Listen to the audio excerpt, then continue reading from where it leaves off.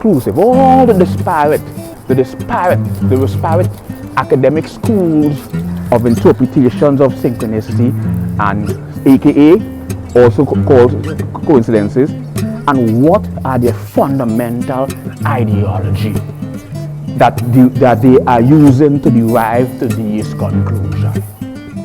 So now that we've covered some of the basic schools of interpretation of coincidences and synchronicity and the basic philosophy that derive to these conclusions, let's explore the existentialistic, epistemological, the metaphysical, and primarily the ontological, because ontology is a branch of metaphysics. You know, metaphysics studies the fundamental nature of reality.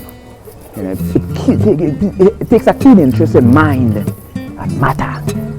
There's a gap between mind and there's a gap between matter. And to really understand metaphysics,